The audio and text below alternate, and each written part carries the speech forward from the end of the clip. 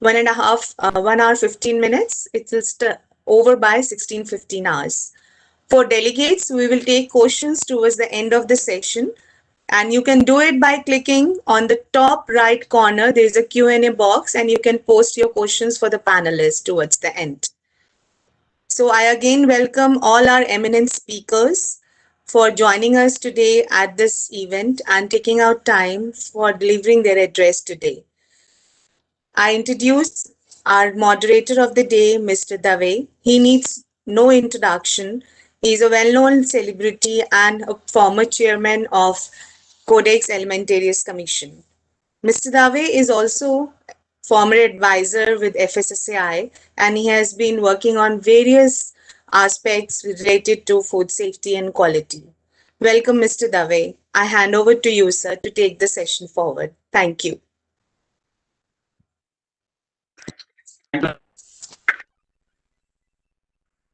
Greetings, ladies and gentlemen, to all.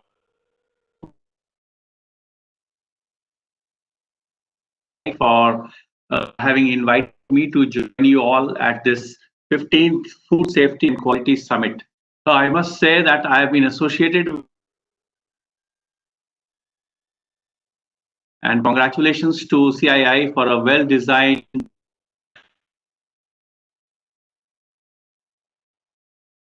Friends, today's event actually reminds me of 2005 in the horticulture sector and also in the organic product sector. At that time, the aim was to enhance market access through the use of did bring along with it some challenges. The first being to carry the stakeholders along with you, as neither they understood the system easily nor was interest to change. And secondly, it required for transparency. It took a while, but eventually they found it useful.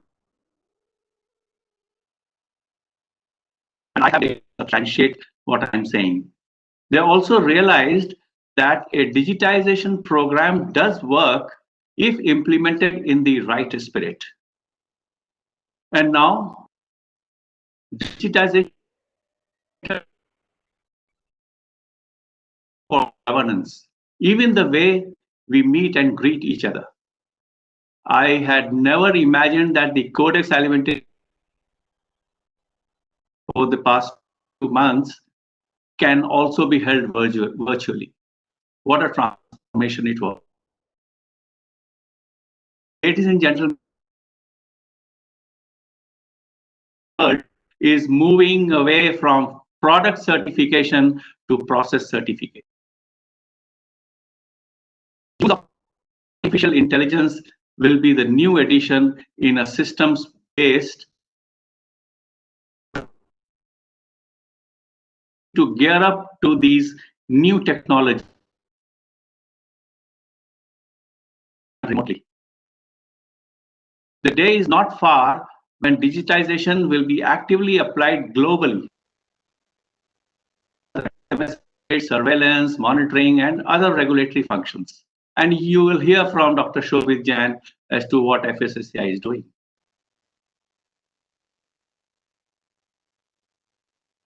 These will increase efficiency and will be beneficial for the consumers as well as the trade.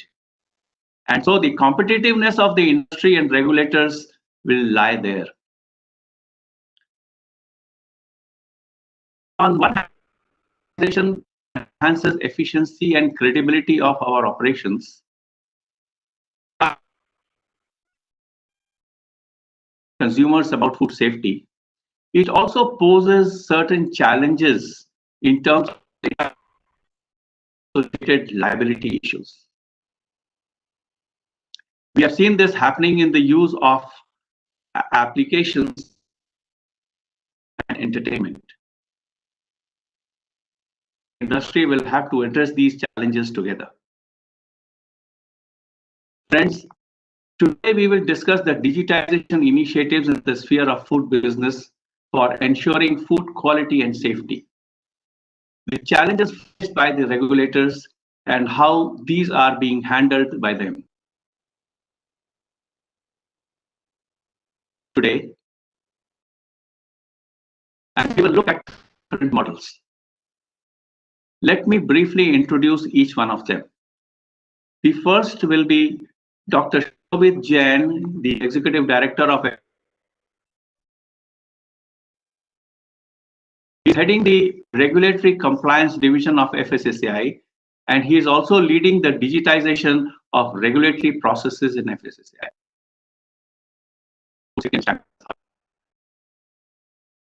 In the past, he has been associated with many government IT projects in customs, central excise, and GST. By education, he is a medical doctor as well as law. A very appropriate person for FSSAI. He will tell us about the recent initiatives taken by FSSAI for digitizing the regulatory framework covering various facets of governance. Then we will have Ms. Yifan Jiang, and Food Safety, Food Industry Asia, Singapore. And finally, Mr. John Southwell, Councillor Agriculture from the Australian High Commission in India. That while informing us about their initiatives, to also they have faced developing, training, and implementing those digitization programs for food control. And more importantly, how they have handled these challenges to make them effective. A couple of examples, if possible, will help the audience and colleagues appreciate it. The three guests will be presenting talk for about 15 minutes each, and then they will be requested to respond to some of the questions from the audience and comments in the question box.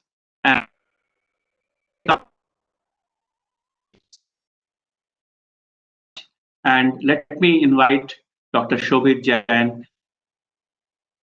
15 minutes. Dr. Shobhit. Thank you, sir, and very warm welcome to the all audience and the very eminent speakers. And thank you, Dr. Dave, for the introduction. Let me start. I'll just share my. Yeah.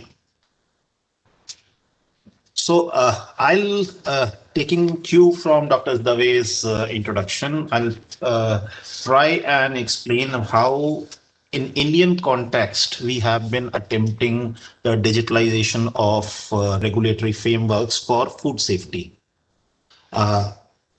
Before I tell you the story of India, just to understand the milieu in which we are working, it would be quite important, as he said, what were the challenges. So to understand India, we need to understand that the food regulatory setup in India is federal. So one layer, there is a problem that we have all our state governments actually on the feet who are the enforcement agencies. And we also have FSSAI, which makes the standards, controls the IT setup, does the policy, and also does licensing and enforcement for the bigger players. So you have a dichotomy in things, and rather not a dichotomy, but also in the terms of at the state level, you have 36 entities across India who have different setups, different cultures, different capacities that need to deliver on the regulatory frameworks.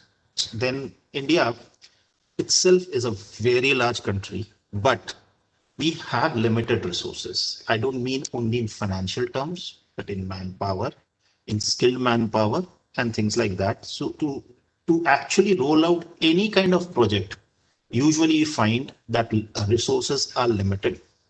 Then the whole ecosystem is very, very varied. So here we have one of the most modern plants that we would see in the world, to a lot of cottage industry. Now, the capacity of a very organized industry and that to a very modern industry would be very, very different from the MSME sector and also a large chunk which is even below MSME. These are food vendors even on the street. So, whatever we do, we need to tweak our approach according to the segments so that they all can walk the tightrope. Then India is no doubt an IT leader, but we have a large segment which are digitally challenged. Still, though things have changed and rapidly changed in the last few years, but right now also there are people who would face trouble in handling technology. So if I make an app and say, okay, you can do a registration on the app, there is a segment who would not be able to do it. So that is the whole ecosystem. The food industry, no doubt, carries a typical nature, but with advancement coming in, the landscape is changing. Now, if we see from yesteryears to now, the distance between the production and the consumption is increasing. That means if we talk a couple of decades back, if there was a factory producing something, it would go only limited distances. Now, because of improvement in logistics and packaging, warehousing, technology has really gone far, and you find that the production side to be very, very far fetched, very, very far removed from the consumption side. So the origin may be very far away from the point of incident. Then the outsourcing nature, and this is not typical to only food industry, it is everywhere, is increased. The value chain concept has come in. So there is a lot of layers coming in.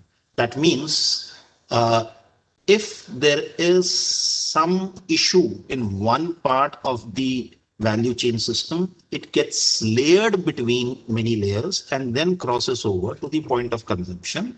And finally, the issue comes in and is detected. So then, of course, the food industry is very cost sensitive and also very impact sensitive. So tomorrow, if there is an issue and there is a kind of a news that something is wanting, then it has an impact over the sensibilities of the consumer. So that was the context in which we work. So I thought, let me just lay out the frame of the context in which we attempt to do a regulatory setup, and that to a digital regulator. Now, our story of digitization, and which I would love to call it digitalization, because we are even not only targeting digitization of the records or the information, but the whole process starts from 2011. Uh, 2011, this FSSAI actually started rolling. And one thing that happened, and it's a remarkable thing, that when we started, the concept was clear that we need IT tools actually to give good governance. So our licensing system, which is always the fulcrum of everything, the contact point of the food businesses with the regulator, came out in 2011. It was known as food licensing and regulatory system. Similarly, the import control system, the FIX, also was rolled out in 2011. We started innovating, improving. Finally, a version 3 came out in 2014.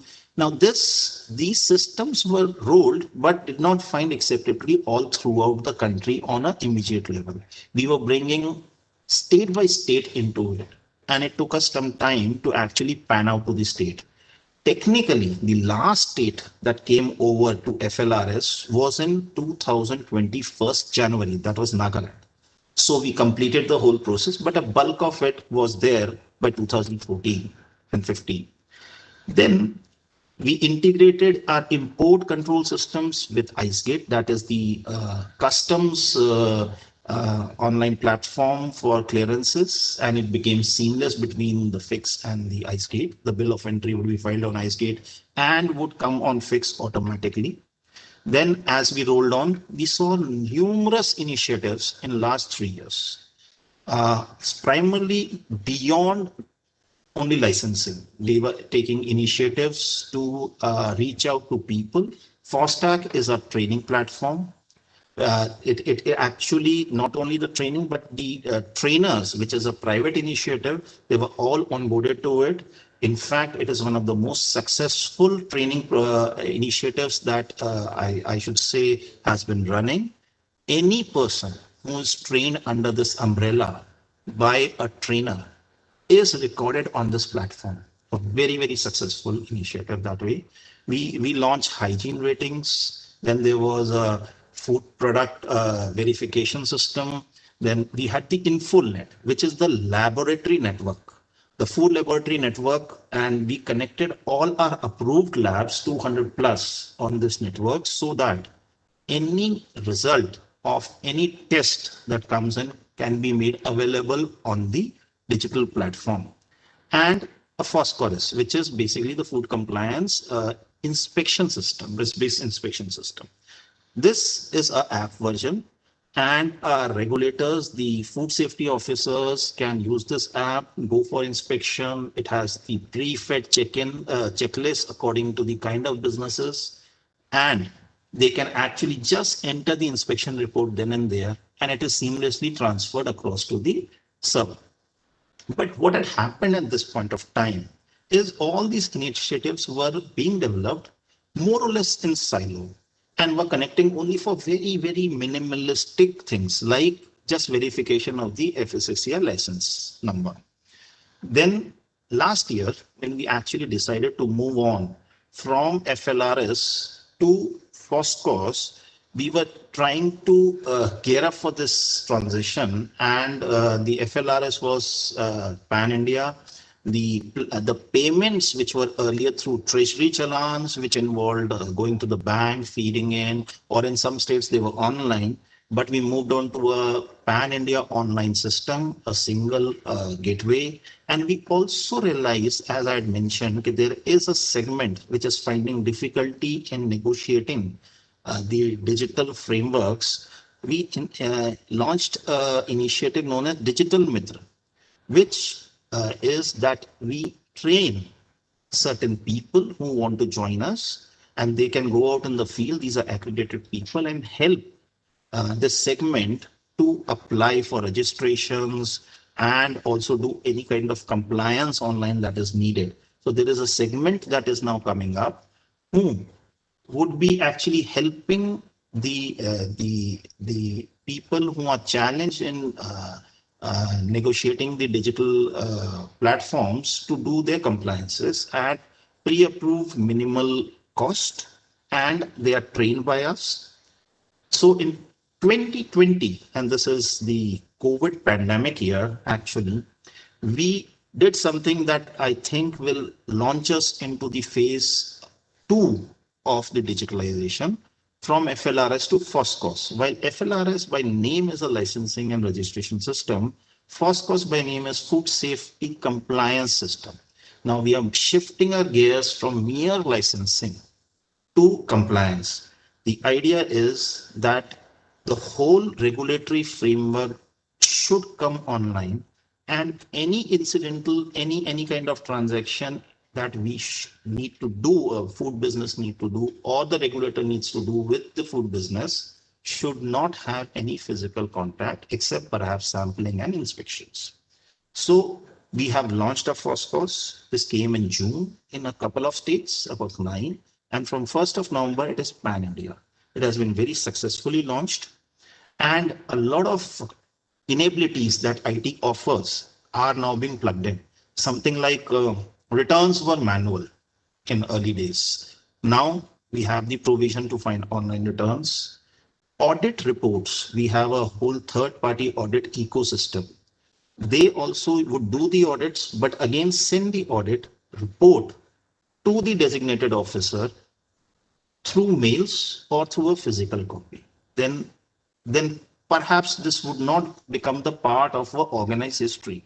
Now we have an audit module where these people can upload the audit reports. It is visible both to the regulator and to the food business in real time.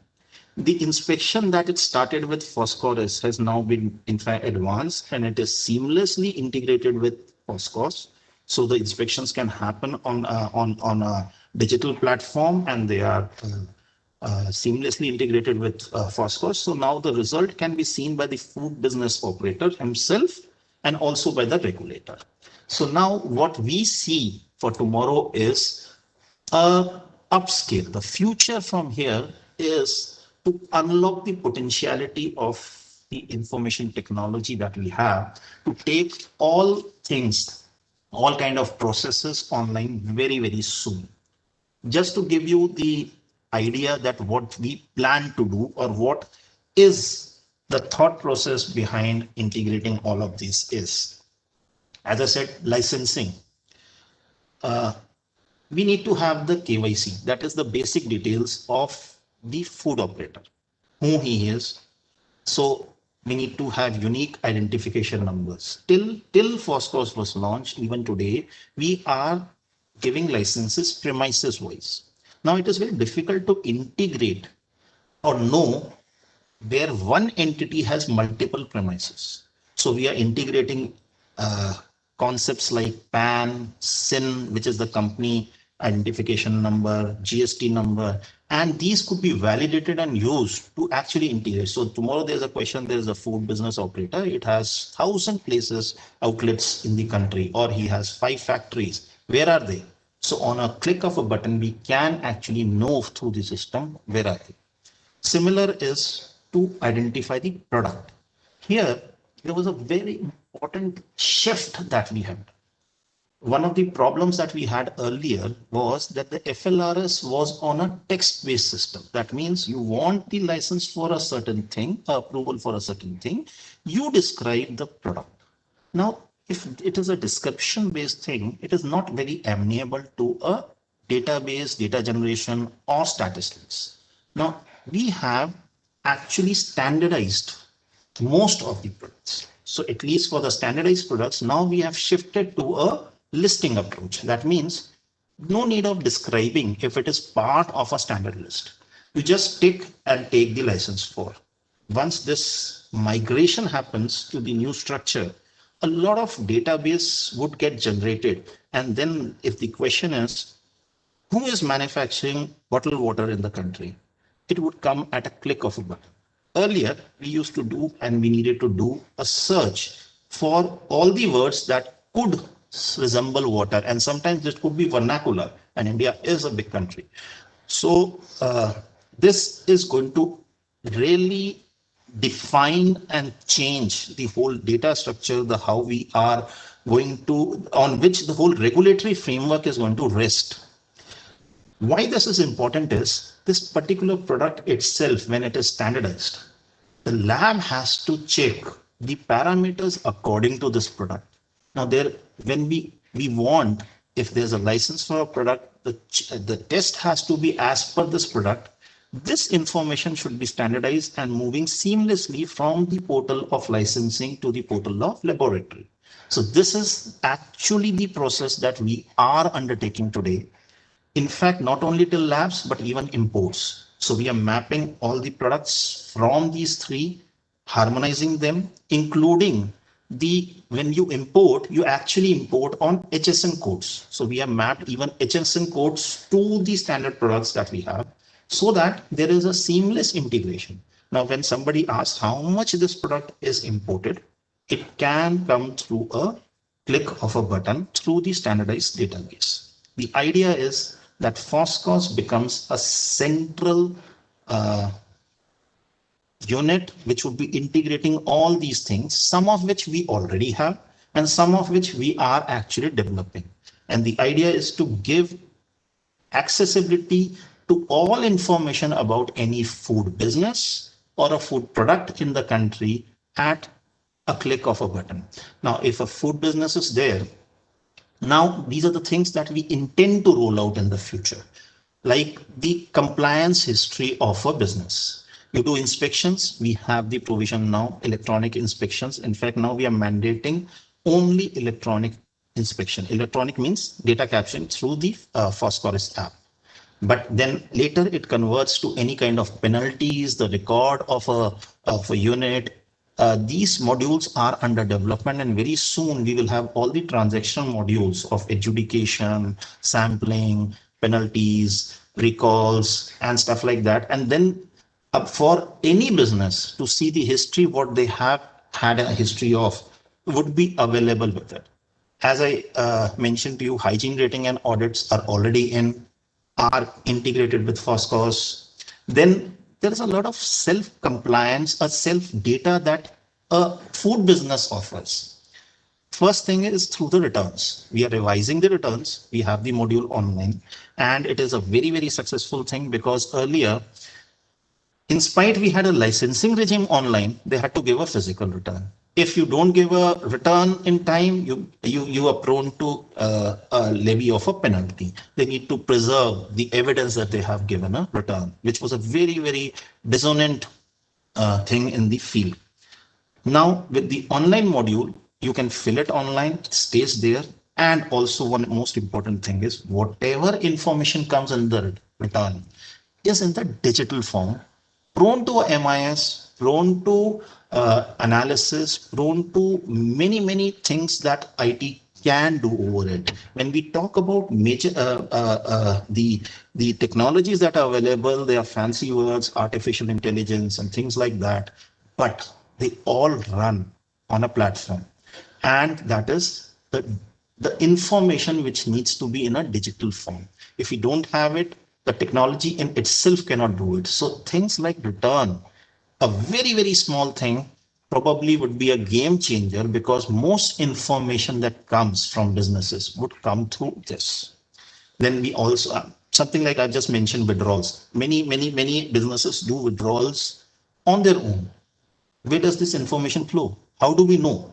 So when it comes through, it is recorded, and later if you really want to see it, on a click of a button, you can actually access this data. Consumer complaints. Now, this is okay, the regulatory framework, but it is not only for the actionalization of consumer complaints, but also what type of complaints are coming, for what reason are they coming, where they are coming. So that kind of thing, analysis of very rich data comes in. And after some time, probably we will have to use some big data kind of inabilities to mine into this kind of information to actually work out the risk. We have Eat Right initiatives that we have launched, Eat Right campuses, Eat Right schools, and a host of things. Now, these are again more individualistic efforts done by food businesses, but they are not reflective on their profile. Now, once these all integration is done, it would be, now if there is a food business, tomorrow we can see, this is something that we are working on. We can see how many people are trained, which are employed by this person. If they have gone through a hygiene rating, what has been the score every year? So this whole history has a lot of potential for having a very, very pointed and very, very risk-based regulatory framework. In fact, one Dr. thing Jain, you're more, likely to take some. 2-3 minutes more, that's all. All right. So I have almost mentioned everything that I needed in my couple of slides. As I said, 2011 we started, we expanded incrementally and had customized modules. But what we achieved, one good thing was online licensing and registration and elimination of paperwork or physical documents for the purpose of licensing. And this FOSCOS, I have actually explained all of it, that we intend to just unlock the potentiality of information technology for good governance. So this all I have done, and this I have already explained. Now, what is coming soon, and we are working on it, is the end-to-end integration. The diagram that I had used earlier is, these are the available modules that we already have fixed. InfullNet. InfullNet is a laboratory network. Hygiene rating, FOSTAG, these would be integrated to it. Then modules for adjudication, appeals, improvement notice, sample to conclusion of the proceeding. The whole idea is should be online. Any message that we want to give to the food business goes online, he can submit it online. In fact, then verification of the data, we will be integrating with PAN, SIN, GST, also GPS tagging, and also Aadhaar based authentication, so that all signatures or any kind of verification that is required is eliminated.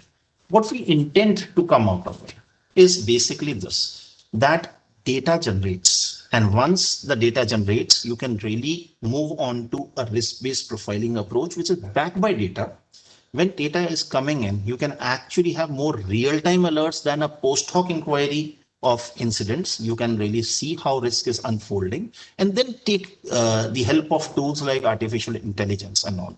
FBO profile I've already explained, and in net of net, what we want is good governance. Transparency, accountability, and efficiency is what we intend to use.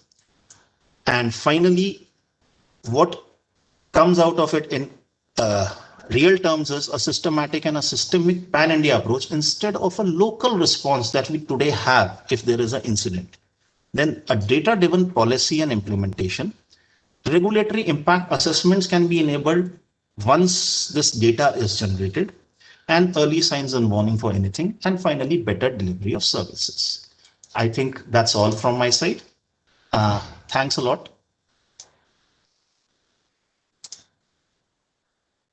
Dr. Jain, such an excellent presentation. You're absolutely right. From the very beginning, the sheer size of our food industry, imports were digitized from the very beginning, but the entire digitization system really expanded over the last 3 years, and surely integration will be. And your presence and your experience working with the customs, ICE, GST, FSI will be able to pull off all challenges, the vision that you have in your mind. Thank you. Thank you. Please stay on. There might be a few questions from the audience.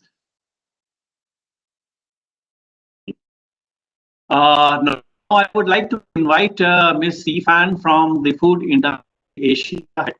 She is the head regulatory and food safety. She's based out of Singapore, and I have had the pleasure of working with her and FIA.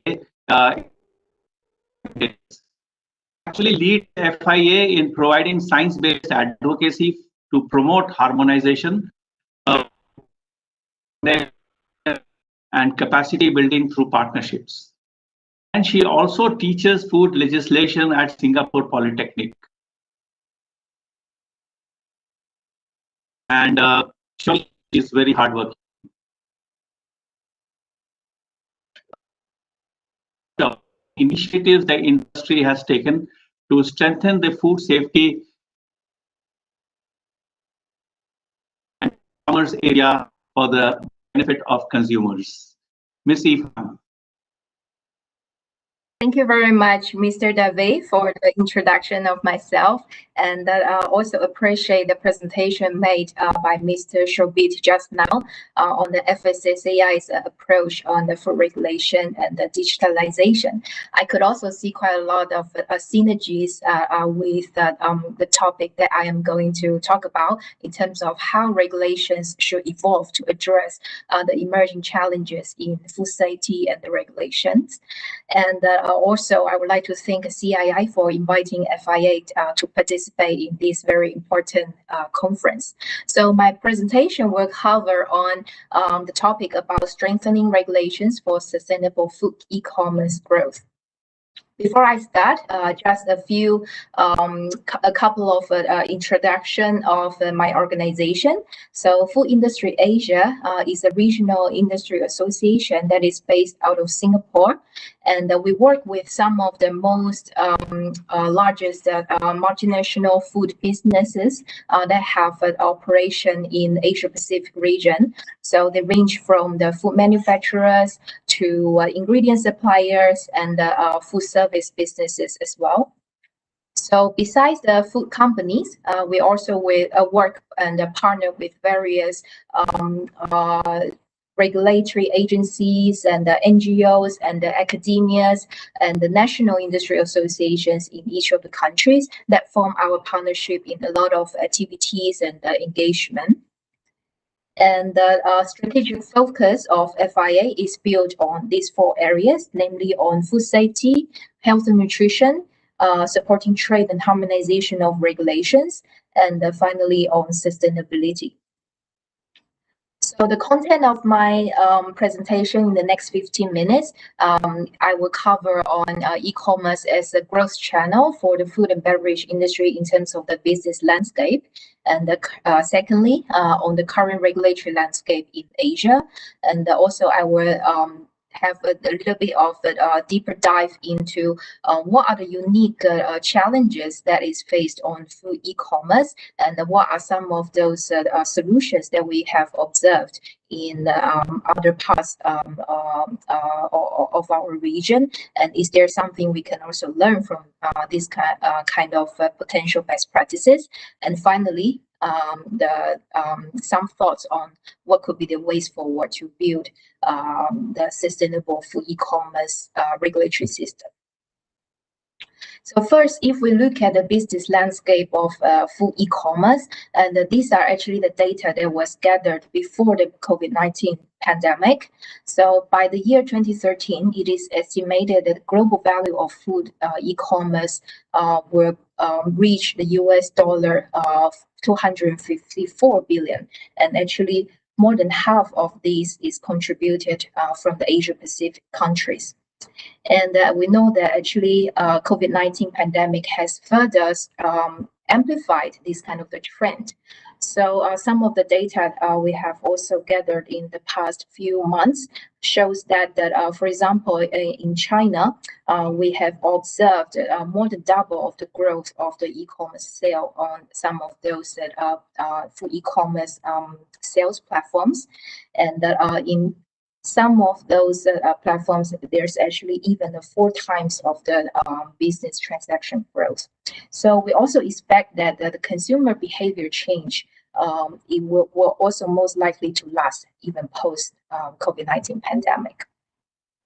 So one thing to note is that food e-commerce has never been a single business model. It is actually constantly evolving into various hybrid system and innovating, trying to reach the different set of consumers and encouraging a better consumer experience on e-commerce. So we have seen quite a few different kind of food e-commerce business models.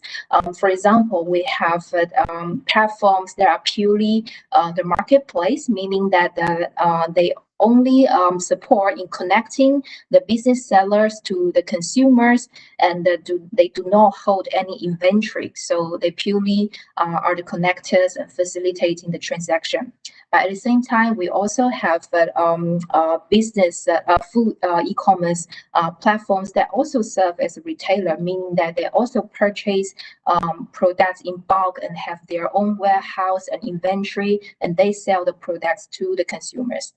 And over the last few years, we have also seen other emerging models, for example, social commerce players, whereby it's connecting the individuals who can also become a business sellers. So, for example, Facebook, anyone can actually become a seller of various products on these kind of platforms.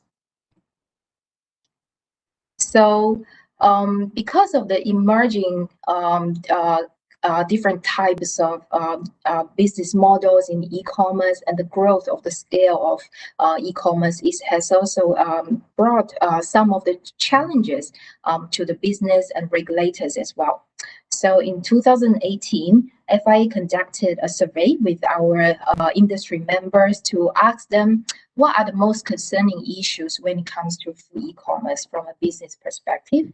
And as you can see from the data and the results over here, it has shown that actually food safety, quality, and the labeling of the information to be displayed come as the top 3 challenges for the food sector.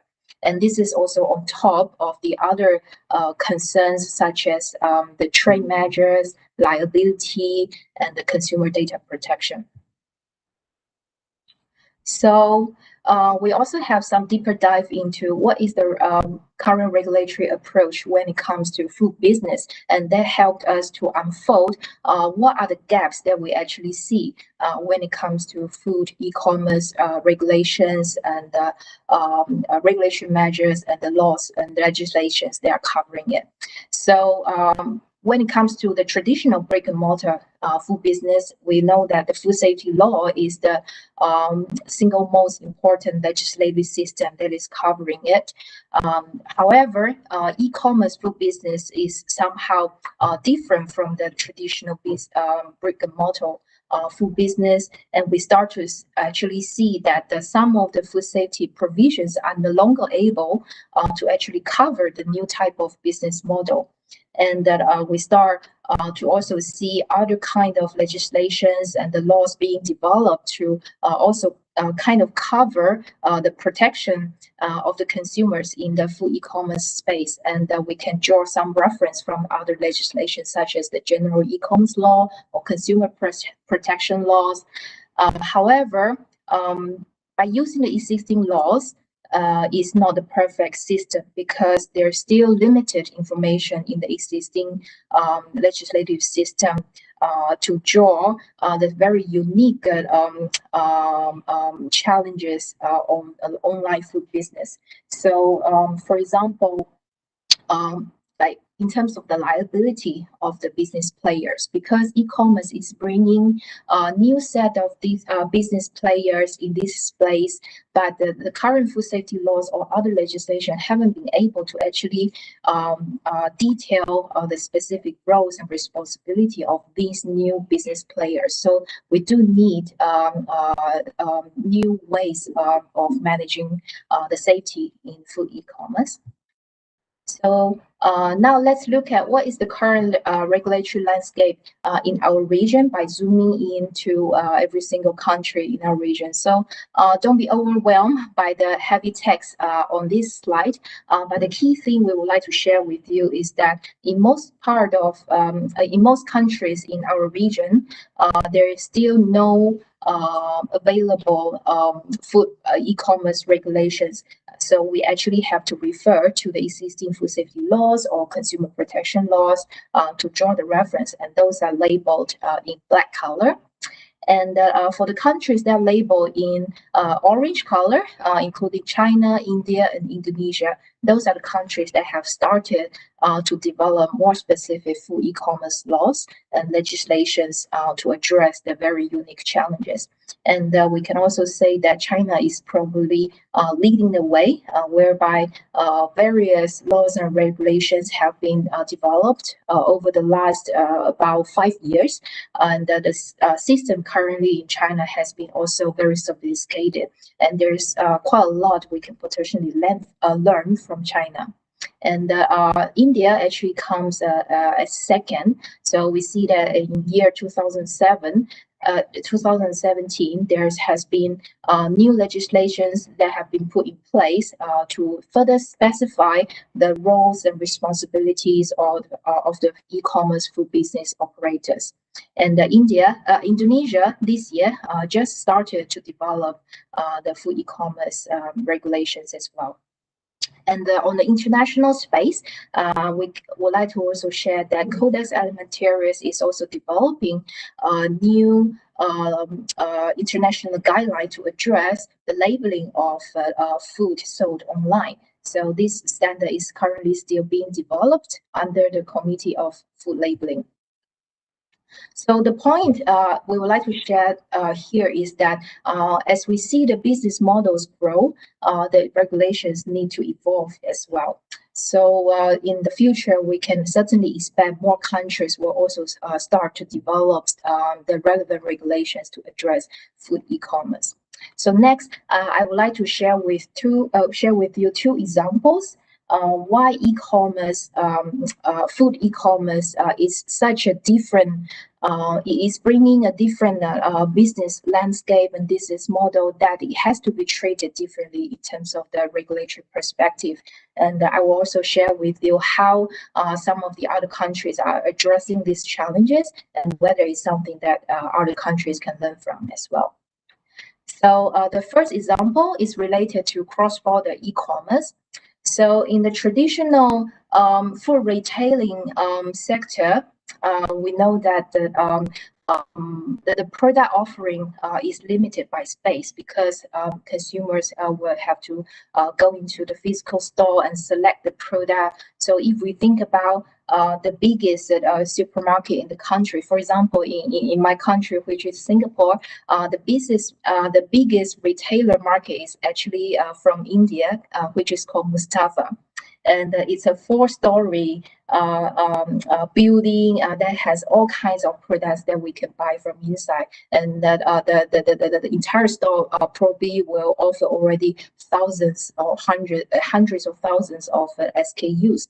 However, in the business, in the full e-commerce space, the number of SKUs can be provided on the online space can be enormous and endless. So take Amazon as an example. The number of SKUs that can be found on Amazon is have to be counted in billions and billions of units. So because now consumers are no longer bounded by the geographical or physical constraints, by serving on the online e-commerce platform, we can actually get access to theoretically all kinds of products in the world, right? So this also brings in a unique challenge to the food regulators as well, because there are so many products that want to enter into the market through cross-border e-commerce. How do we manage this? Because once all the exporters start to apply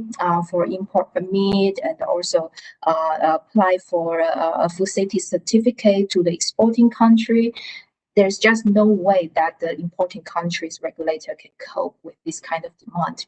So now I would like to share with you how China is actually addressing this issue.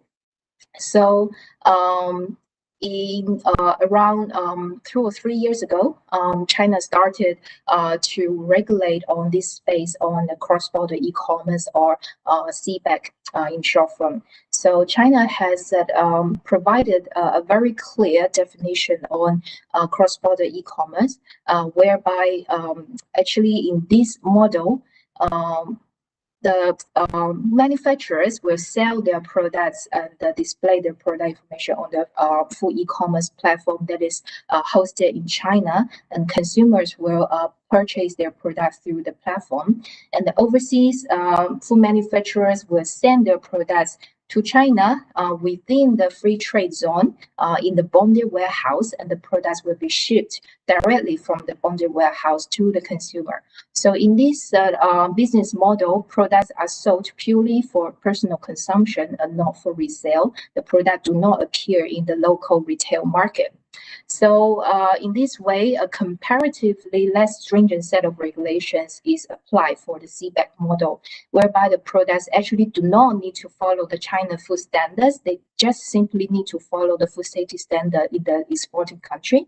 And also the products also do not need to carry any Chinese food label, as long as the Chinese labeling can be displayed online as well.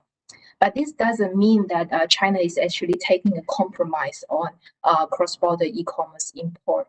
In fact, I think that the Chinese government is actually taking a very bold approach by utilizing a more risk-based regulatory approach that is actually providing this system, including a positive list system, whereby products considered as low risk on the positive list can be imported by CBEC, by CBEC model. And at the same time, they have to be also support supported by a robust online transaction recording system that actually links the data between the government authorities and the business players to build the trust and traceability on the CBAP model. And this also has gone through a very tedious process, I would say, because it involves the integration of the system and the collaboration of the various government agencies and the private sectors as well. So this system has become effective in the early 2018, and since then, the positive list has been continuously expanding as well. So the second example I would like to share with you is. Oh, sorry. Can I have just maybe 3 more minutes? Okay, sorry. Yeah, and the second example I would like to share is on the display of product information. So in the food e-commerce space, the consumer purchase experience is very different from the traditional way of purchase, because now we have to select the products online purely based on the information that we can see on the online platform. So this also caused a problem in terms of the inconsistent information that we have observed in different online platforms. So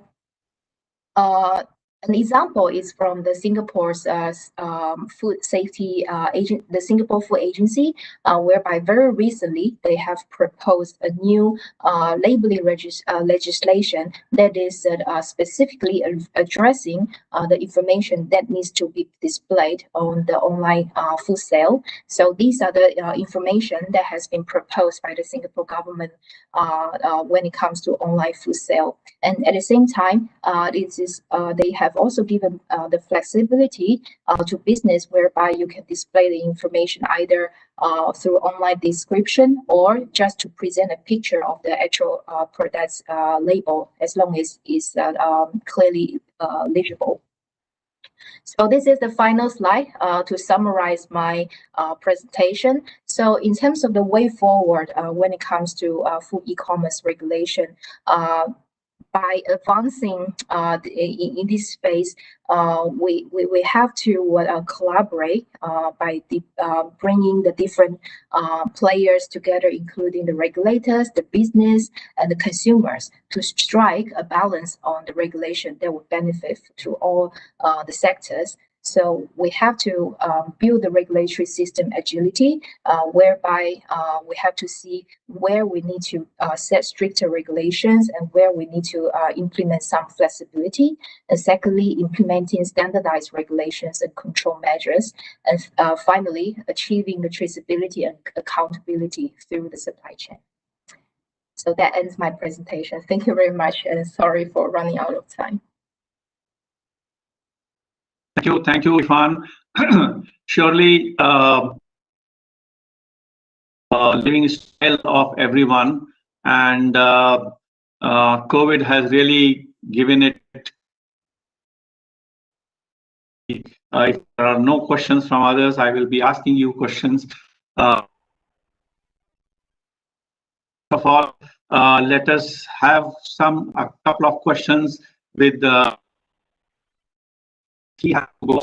He just sent me a message that he has a meeting, so we can allow him to go, but not before he has answered a couple of questions. Jan, one question with you, and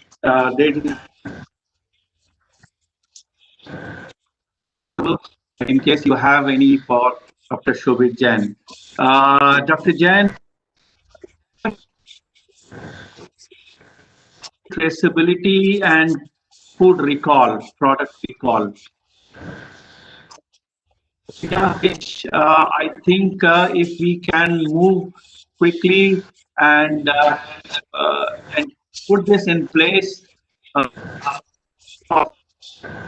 rejections are there from different places, from within the country, from outside the country.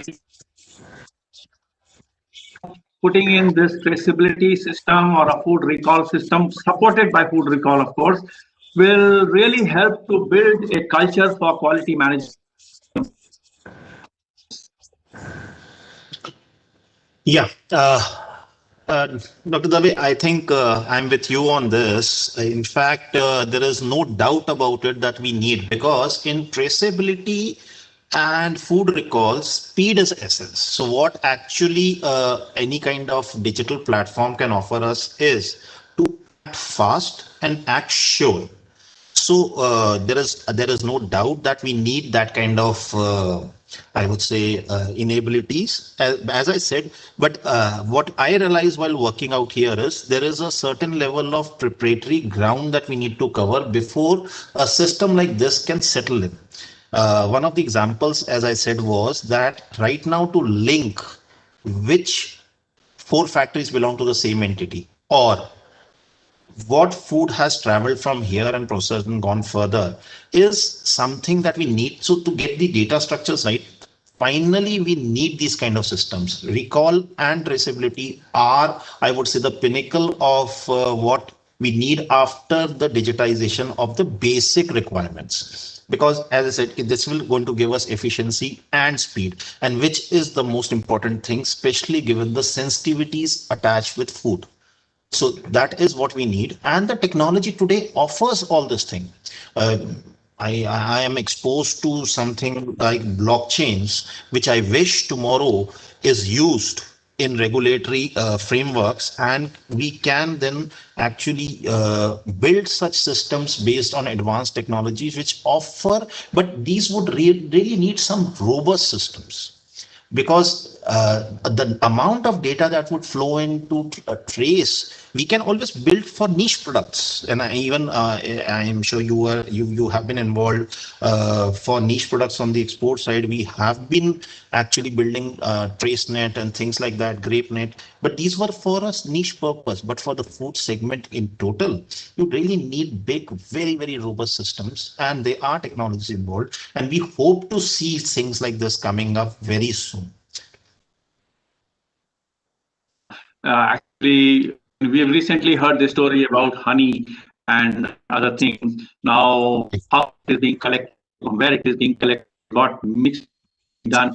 All this will probably come through a system of blockchain. Don't you think so? Definitely, that's what I mentioned, KV. These are technologies which are coming up on the anvil. People are talking about it today, and I don't think it's very far away. I will not say it's very far away, but definitely once we are onto the system, first we organize. And as I said, in India there is a slight requirement of getting the participants onboarded. So first they need to be onboarded for something very regular, normal thing, the normal compliances, and then we will have to move on so that they are enabled to technologies like this. So once, because in a value chain, you would always have participants who would not be so amenable to this technology. Maybe the big businesses would do, but the smaller one, the start points, probably the agriculturist or the initial food processor, we will need to get them into act. And these are the talks. We have been, in fact, working with certain agencies to think about these futuristic platforms. And I think we are not very far away. We would soon really see something like this coming up. Very good. I think that's a very positive note at which you your participation. And thank you very much for joining us. Remain in touch on taking Sure. new challenges in e-commerce. Sure. Thank you. And you can do it. And now I would like to invite Mr. John Southwell from the Australian. He represents market access interests of Australia. He has also served as successive culture and water resources. He has a legal background and has worked on several regulatory and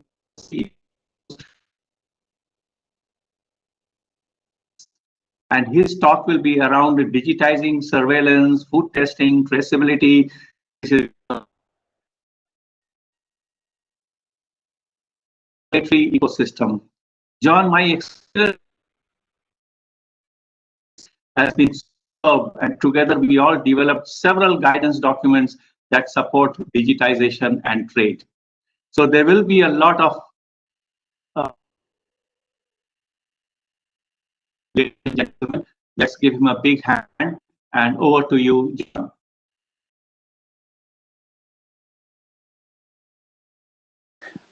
Thank you, Mr. Dave, and namaskar, dost and friends both in India and across the world. My name is John Southwell, and I'm Councillor Agriculture here at the Australian High Commission in New Delhi. And I hope that wherever you are, that you are doing well after such a extraordinary year. I'm pleased to talk with you today about the Australian perspective in digitising the regulatory ecosystem, comprising surveillance, import, testing, traceability and others. And what I would like to do is focus not so much on the, the enabling tools that allow digitisation to occur with reference to our system. Slide, please. Next slide. If the controller of the presentation could please press the button for the next slide. Thank you. The Australia-India Comprehensive Strategic Partnership, and this is one of the reasons why I'm keen to speak with you today, is something that was agreed between our Honourable Prime Ministers Modi ji and Morrison ji on the 4th of June earlier this year. And it takes our bilateral relationship to a whole new level of cooperation and engagement across a wide range of sectors, including agriculture, food and water. And it displays our strong commitment to work together in terms of trade and other strategic matters in a time of unprecedented global challenges, including COVID-19. Slide. Like India, Australia has a federal system of government consisting of our centre government, many less states and territories than India, and then a number of local government authorities. And all three levels of government are involved in the food safety system. And as those friends in India would appreciate, this can become quite complex when you have a federal system of government. Slide.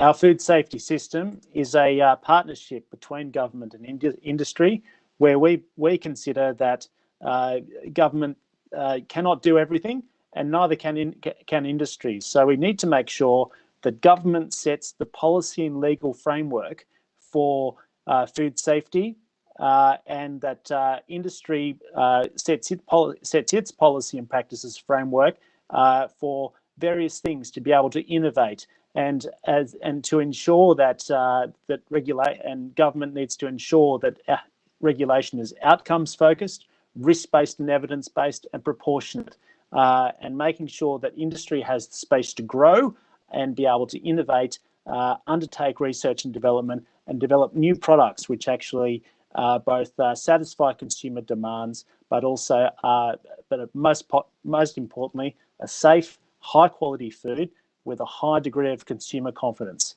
If there is low consumer confidence, both government and industry have a lot of work to do to build that back up again. Slide.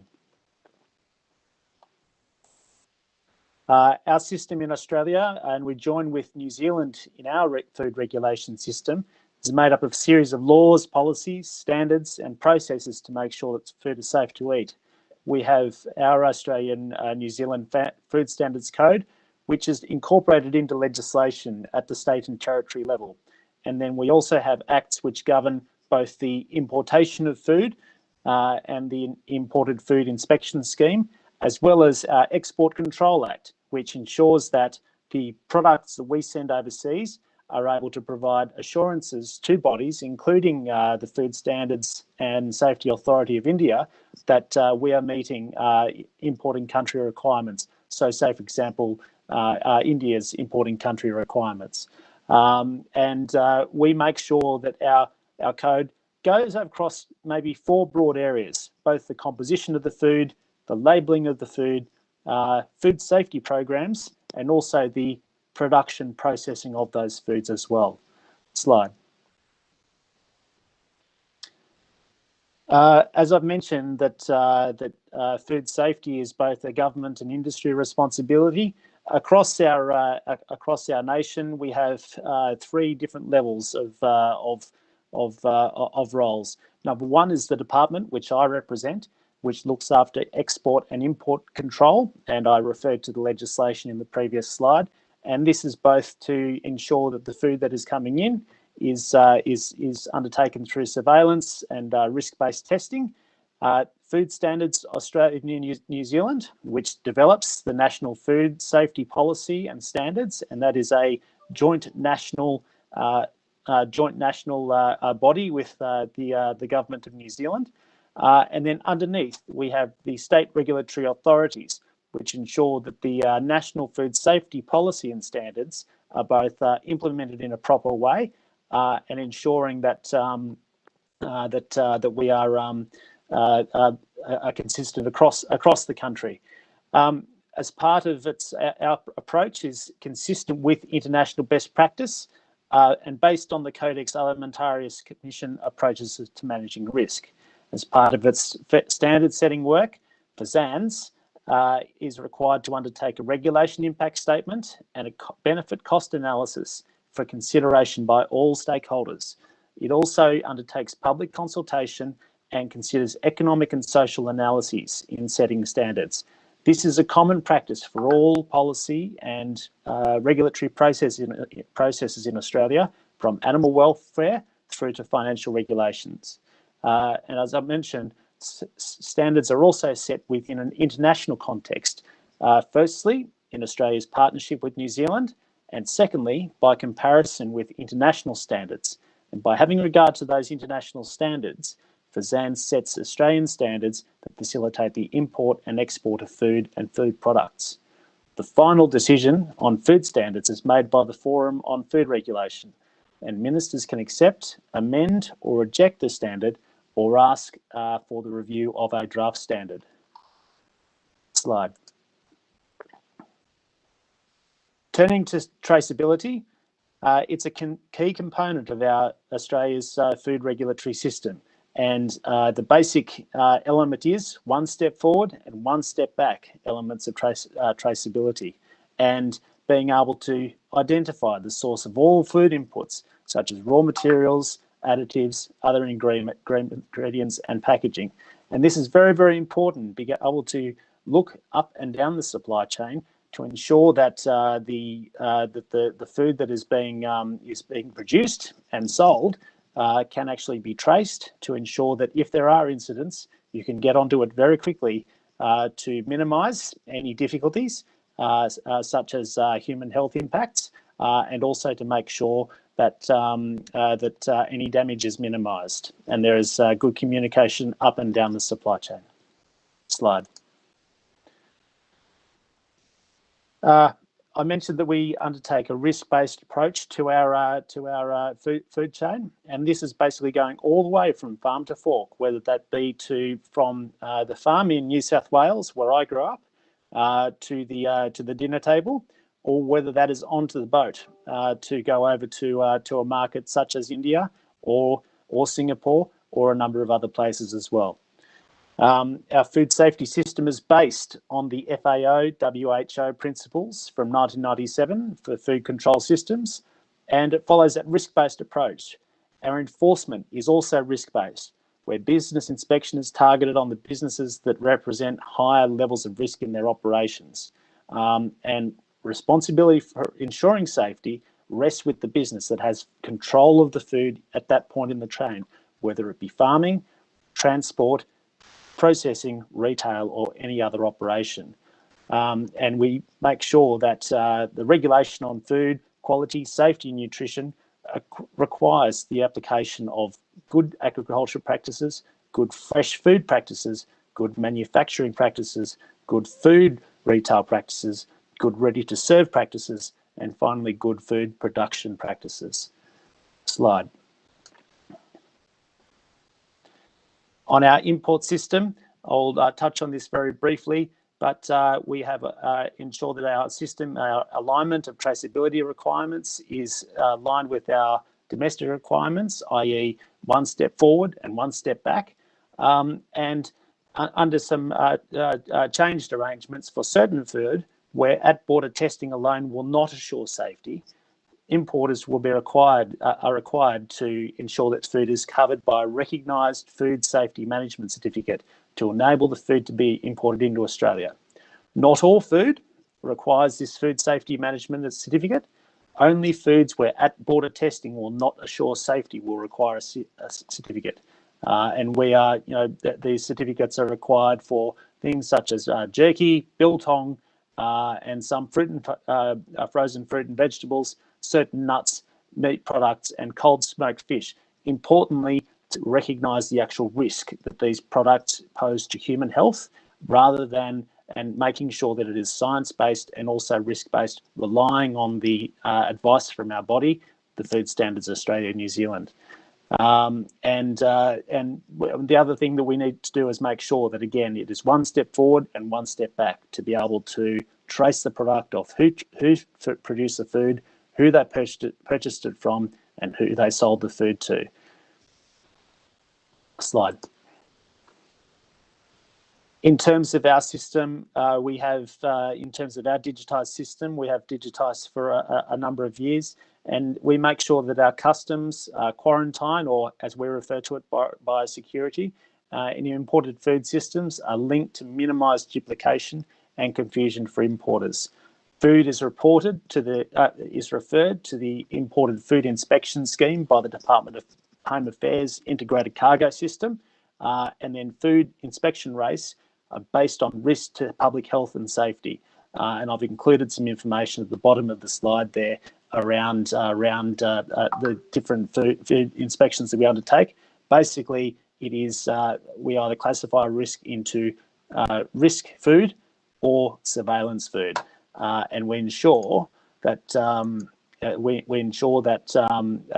as part of this that we only get involved with the we only test the food that is actually required to be tested from a risk to public health and safety perspective, as opposed to and ensuring that is science-based and risk-based to ensure that there is minimal impact on importers, and ensuring that business is allowed to continually operate.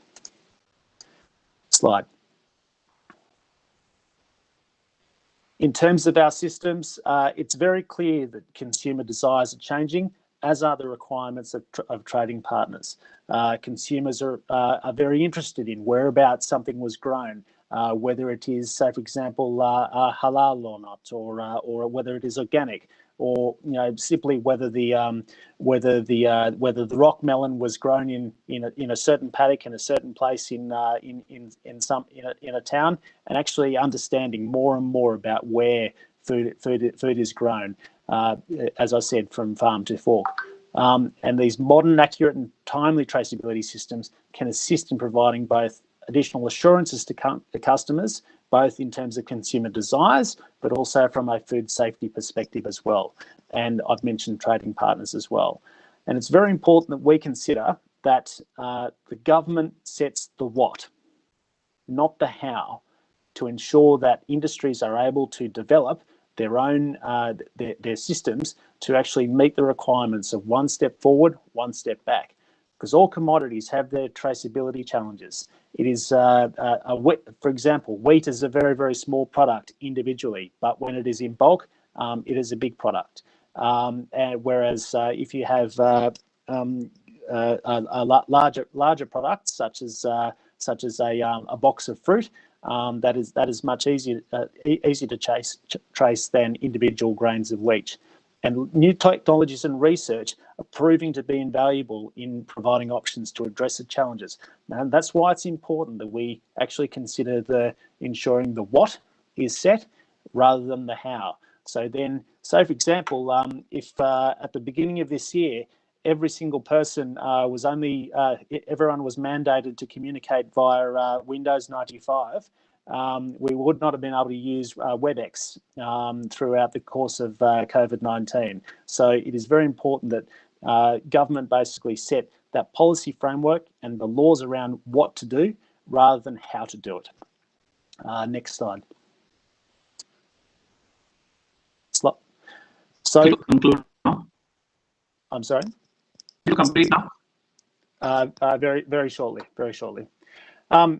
We have created a national traceability framework to guide Australian agricultural industries and food producers, and this is the result of extensive collaboration between Australian agricultural industries and governments, and industry ownership of these systems is very, very important, as are those government partnerships. Slide. And I do need to note that, Mr. Dave, I think you'll appreciate this, sir, with Codex and COVID-19 has required governments everywhere to embrace Jugaad and innovate and ensure that we're able to continue doing things to keep trade flowing across borders. And we need to seek to embed these innovations post the COVID-19 pandemic. It's provided the opportunity to accelerate trade liberalisation work, and we all need to engage actively with our international standard setting bodies, be it the OIE, the Plant Protection Convention, or Codex as well. And trade will actually help us to recover much quicker. Slide. There are 2 more slides left. And COVID-19 has actually shown that it is the right time for economic reform. Over the course of this, over the last 30 or 40 years, we have decreased our regulation of markets. Click the button again, please.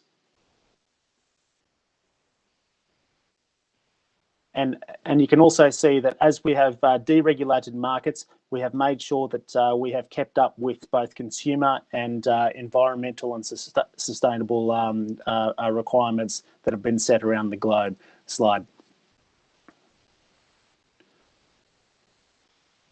And we are continuing to ensure that our systems are invested in to ensure that we remove unnecessary red tape, but also to make sure that our systems are modern, that they are able to be used 24/7, and not just during the weekdays and not just during business hours.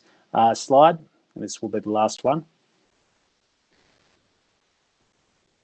For example, at the moment, one of our citrus exporters have to complete 20 forms to be able to export citrus, paper forms that is. So if we reduce that down to 1, we can actually make sure that citrus exporters are able to do what they do best, which is grow citrus and export without having to interact with government 20 times. And this is slide. Slide. And this is being developed through complementary reforms, including improvement of product traceability and our capacity to exchange digital certificates with trading partners so that our systems can talk, for example, to Indian systems and ensure that there is a removal of paper from the system, and that the computers that we have these days can talk to each other in exchanging certificates. Last slide, please. Thank you very much for your attendance and your attention. It would be remiss of me not to wish you a Merry Christmas in 9 days' time, and also best wishes for 2021.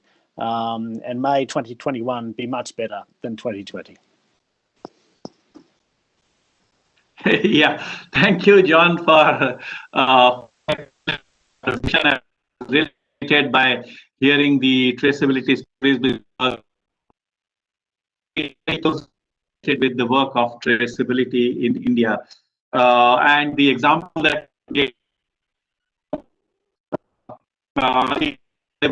you bringing everything into one document. And this is exactly what we did in terms of and other horticulture crops from India. This is a very exciting work. And appreciate to agriculture reforms and promoting trade.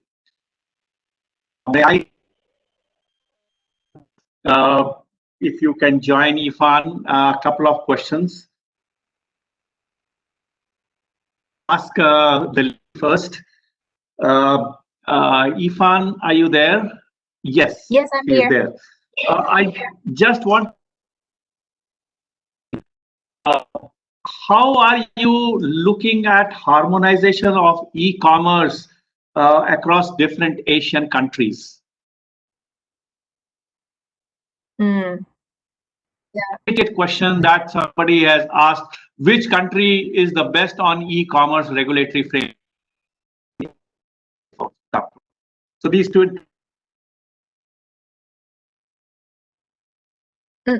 Yeah. Thank you, Mr. Dave. And I think that I can probably answer by combining the questions that you have asked. And first of all, in terms of harmonization, it's certainly a very challenging and difficult work to actually push for different countries to follow one single regulation or legislative framework. But I think that the thing that we want to address is that can we harmonize the e-commerce regulations on the principal level? Yeah, so there are a few ways that we're looking at it. One thing that I have mentioned in my presentation is that currently a lot of countries are still lacking a clear legislative framework to address the unique challenges in food e-commerce. And we do hope that more countries can start to provide more clear guidance to help us to address those issues. So one example that I have also shared in the presentation is on how do we address cross-border e-commerce, right? For products that are brought into the country through the e-commerce channel, do they follow the traditional import channel, or do they need to be treated differently because there is a high willingness of consumers to buy overseas product. However, knowing that the products do not follow the same set of food safety legislations in their own country, and these are the things that consumers they are fully aware of, and they are at the same time they are also willing to take this kind of risk because they understand what are the products that they are buying. So can we put in place some flexibility in the current legislative system to enable mortar products to be sold from the cross-border e-commerce channel, and at the same time, through the experience learned from the Chinese way of managing it, clearly it doesn't mean that they are not regulating this space at all. But in fact, they are doing it from a different approach, whereby while the products do not need to follow the China food safety standard and do not need to go through the same inspection as the traditional imported food, but at the same time, they need to inform the consumers about these differences. And at the same time, there is a rigorous traceability and accountability system that is in place to prevent any unlawful business activity through this channel. So I would say probably this kind of model that is done by China is something that other countries may learn from. And also, as mentioned in my presentation, because China has started this journey from many more years ago, so there's quite a lot of experience we can already learn from China and see how it can be applied in other countries, and also where are the areas that may need to be adjusted as well. If I could just add something to Ifan's thoughts there. I think what is very important is not just transparency around the laws, but also transparency around why the laws are being made. So every single time one of our laws is changed, you have to write both a explanatory memorandum plus a regulation impact statement. The explanatory memorandum explains the provisions of the laws, and also the regulatory impact statement explains what the impact on business is going to be. And it ensures that in writing that regulation impact statement, you actually assess whether the law is a good idea or not, because it might actually have a huge impact on business. And if we are trying to increase the ease of doing business, business needs to business and the individual consumer needs to be able to understand the laws that they're operating under, plus also what the impact is on them.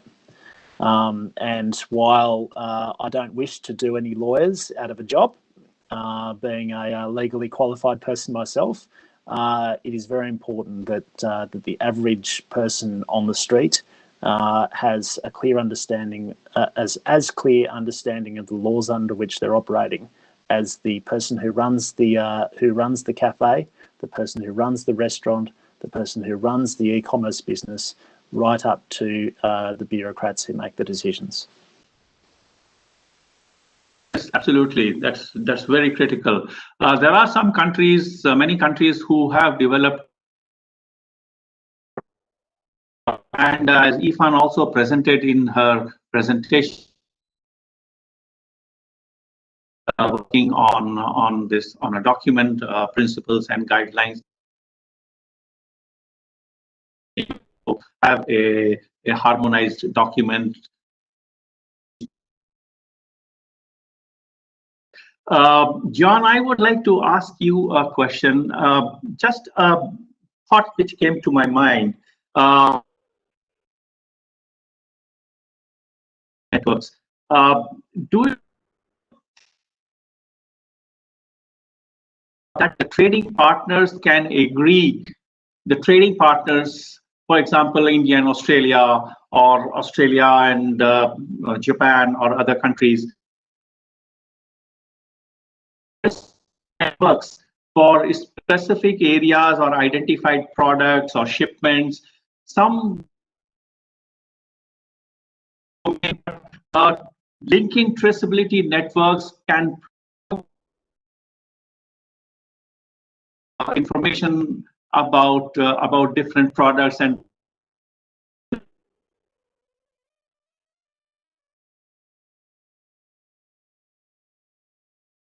Thank you, Mr. Dave. I must admit I only heard bits and pieces of your question, but let me attempt to answer.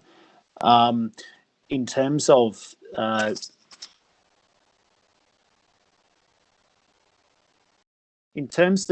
government-to-government assurance, the phytosanitary certificate or the veterinary health certificate includes the salient information around the systems and the treatments of those products that have been undertaken. I think we need to be very careful around moving into the space of satisfying consumer preferences with some items, and so both in terms of a food safety, animal health, and plant health, yes, the ability to actually find out where products have come from, etc. That is very important, both from an import traceability, but also from a export traceability perspective. But I think I think that's where it becomes then challenging, is in relation to traceability for other things that, say, for example, the information that a consumer might want to know about an individual. Say, for example, the name of the farmer down the road that actually created the item, because the consumer wants to have a good experience within the restaurant and be able to learn the story of that individual item. I think we need to be very careful about not confusing the commercial traceability from the food safety, animal and plant health traceability elements, because we need to get that one absolutely right. And this one here is definitely a commercial thing where, and a number of businesses I know in Australia have become. There is a shop in Melbourne, in Victoria, that has woolen products which have been grown from sheep in Australia, exported to another country to be spun into yarn and made into garments, and then sent back to Australia and only sold out of that store. So there are those commercial ties being done, but we need to make sure, I guess I come back to that other point about ensuring that we get food safety, animal health and plant health right, and ensure that businesses are allowed to flourish with those other things that consumers are increasingly wanting. I hope that makes sense. Yes, exactly. Irfan, I think I'll ask about, Irfan, if I may ask you a question. What is your experience with label products in the domain of e-commerce? Across to you. Yeah, I don't know. I have enough experience or expertise in this space. Yeah, I think at least for like counterfeit and product, I feel that this is the issue that needs to be addressed probably in a similar way as traditionally traded product.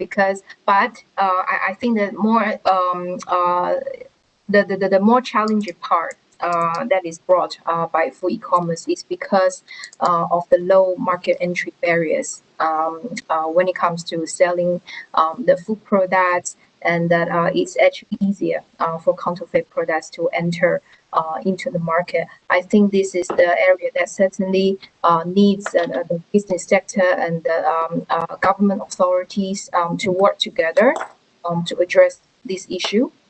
And in terms of mislabeling as well, I feel that this is also the part that needs to be improved by having a more clear labeling regulation and guideline when it comes to food e-commerce. And this is also what I have also shared during my presentation just now, because right now there's still no strict regulation that sets on what kind of product information needs to be displayed on the online food sale platform. So that means that probably there are a lot of products that are being mislabeled, and consumers, when they actually receive the product in hand, sometimes they may feel cheated, and that there is also unclear consumer protection regulation that help to actually address this kind of unpleasant customer experience. So I think that certainly we have to see how regulations can be strengthened to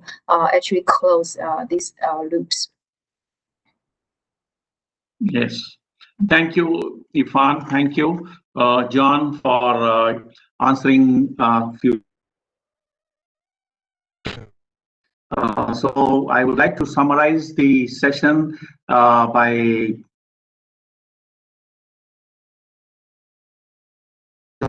from Dr. Shobhit Jain, the Executive Director of FSSAI, who talked about to digitize the entire food regulatory framework. And Irfan talked about and her experience in working in Southeast Asian countries. And finally, the presentation from John, different traceability and surveillance platforms that have been created in Australia and very successfully done with New Zealand. I would like to end by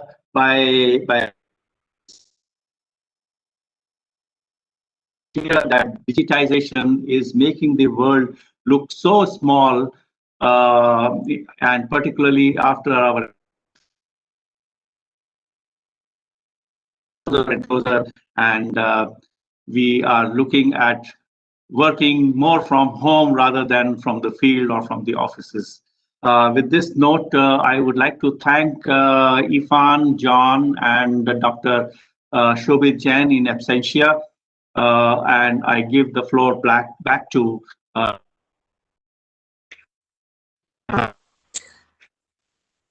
Thank you, Mr. Dave, for moderating this well, sir. And with your expertise and your words, it has been very interactive with relevant questions from the speakers. And I hope the participants have got the chance to hear the eminent speakers and get most out of it. And we'll be happy to take the questions even after the session. You can email us, and we will able to help on any queries related to the digitalization part. I'll also take the opportunity to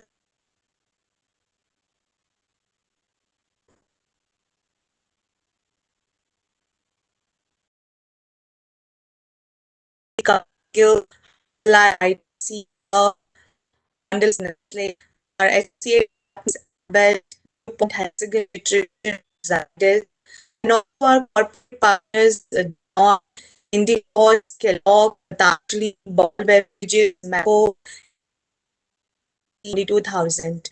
I'll also place our humble thanks to all the participants to be with us, and I request all of them to join the next session, which is starting at 16:30 hours on innovative food contact material with focus on recycle packaging and risk mitigation. Please be with us on these sessions, and thank you once again to Mr. Dave and all the panelists. Thank you very much. So we can't hear you. Thank you very much, and